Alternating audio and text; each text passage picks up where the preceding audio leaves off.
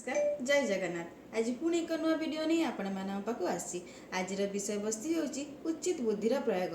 आज गोटे गल्प कहबी से गल्प माध्यम आपण जानीपारे उचित बुद्धिर प्रयोग आपण केउठी और किपरि करिवे। आपण जड़े बुद्धिमान व्यक्ति बोली दुनिया लोकन को जणेबा दरकार नहीं।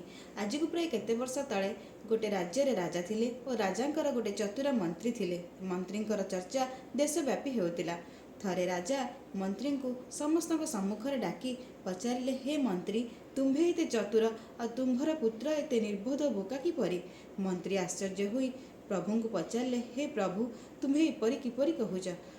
राजा उत्तर देले, तुम्भ पुत्र को जिते बड़े प्रभात मु दुखी रंकी कथा बुझापी जाए से से मो सहित जाए। आउ सेठुर फेरला परे मु तांको दुईटी मुद्रा देखी, गोटे सुना आ गोटे रूपा मुद्रा देखी तांको पचारे, आ भितरु केउटी मूल्यवान। सी सेतेबेले उत्तर देइथांती, रूपाटी होइछि मूल्यवान। एक कथा सुनिबा मात्रे मंत्री राजा को कौनसी प्रश्न न पचारि धाई गले तांको पुत्रक पाखकू।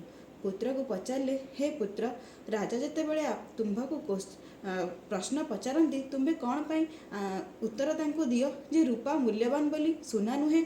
जितेबेले सेतेबेले से पुत्र मंत्री को उत्तर देले, हे पिता, मु जदि आपण को गोटे बाक्स देखेबी तापर मते आपण कहिबे मु जहाँ राजा को कहिछि सेटा उचित कि नाही।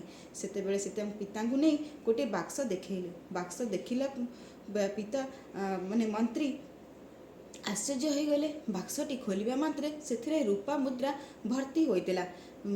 आश्चर्य होई पचारे, ये केउठी और किपरि आसिला। पुत्र उत्तर देले, हे पिता, जदि मु राजा को प्रतिथर सुना मूल्यवान और रूपा मूल्यवान नुहे कही दी थांती, से मते प्रतिथर प्रश्न पचारि न थांते केउठी मूल्यवान। मु तांको जानी जानी रूपा मूल्यवान बोली कहूतिली, जहाँद्वारा कि सी मते सर्वशेष रूपा मुद्राटी दान कर देउथिले, जहाँद्वारा कि आज एतिकी संचय करि पारिछि। पुत्रक मुखरू ए सब कथा शुणी मंत्री आश्चर्य हो गले एवं खुशी हो गले। आउ किछि कहिलेनी, सभा को चलिले। जितेबेले सभारे तांकू हसी देकी समस्ते कहती जे आपणक पुत्र निर्बोध एवं बोका, सेतेबेले से मंत्री किछि उत्तर दियंतिनी, सेठू हसी पळै आसंती। कारण कौन जानती?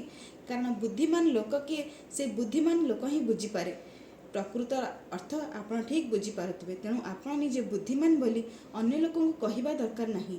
आपण निजर बुद्धिमान परिचय प्रकृत बुद्धिमान लोक ही जानीपारे। तेणु आपण निजे चिंता करंतु ए विषय। जदि वीडियोटी भल लगी लाइक शेयर सब्सक्राइब निश्चय करेंगे। नमस्कार।